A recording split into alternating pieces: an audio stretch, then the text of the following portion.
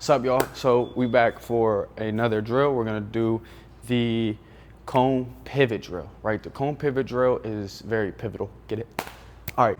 Boy, if you don't. So what we're gonna do is we're gonna take one cone, as we see we got right here. This is a very simple drill. We're just gonna put it right in the middle. And as you can see on a cone, or you can use a shoe, you can use any material that you have. Just put something in the middle as a reference point. What we're gonna do is we're just gonna get in our stance. Remember how we do? So as we're here, we can see, I'm gonna take the cone, I'm just gonna step outside of that cone, right where your front foot lands. You wanna take it and you just wanna face it towards the cone. So what I'm gonna do is I'm gonna just swing, explode, and face that to the cone, right?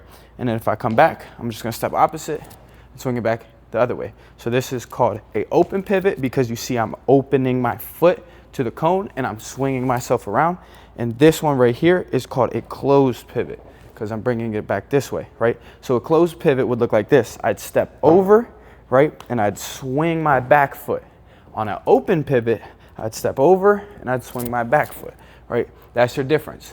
Now, whenever you're practicing this drill, I want you guys to try to speed it up a little bit, right? Get into your stance, get some movements, step, slide.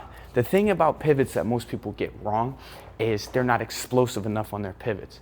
You want to have explosive pivots because if you pivot slow, the person that you're fighting is just going to pivot with you. If you want to have a good, effective pivot, you want to pivot fast. You want to explode, right? So then you're there and you're here to, so then if you are to do a closed pivot, you want to step, explode, right? You're here, explode, explode, explode. All of it is based off of how strong your legs are, right? And how quick you can get over and turn your body. So, with that being said, we'll move on to the next. I'm gonna leave that front foot there. All right, step out, turn. Give me 90 degrees, right? 90 degrees on every pivot, just so that you know you're closing that gap. So now we're gonna work on a closed pivot. We're gonna step here. Now we're gonna take this toe and face it towards the cone, here. So that we're here, here, here, here, here, here. And when we're moving, we can get fast with it. Hop, step, step, step. And if we need to switch, right? For those of you who are southpaw, step, turn, step, turn, step, turn.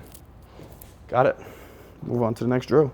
All right, so now that we got that, we're gonna move on to what your guys' homework is for today. I want 100 pivots on each direction with those cones, and then I want you guys to work on shadow boxing with the pivots. So after every jab, pivot open or close. I'll show you what it looks like for a second. All right, so if I'm here, I'm in my stance, I throw this jab, right? I want you to follow your head and pivot, right? If you wanna do a close, you can still throw the jab or you can throw the two, follow your head and pivot. That way you just know you just have that little turn. It doesn't have to be big, it doesn't have to be super dramatic. Just with every punch you throw, right? Finish it off with a pivot. Pivot, say I'm here, right? I'm gonna throw my 1-2, pivot. Or 1-2, pivot close, 1-2, pivot open, 1-1, pivot. Doesn't matter, just make sure after every punch you're throwing, you pivot off of it. So here's what a hook would look like. If you were to pivot off the hook, you can do pivot that way.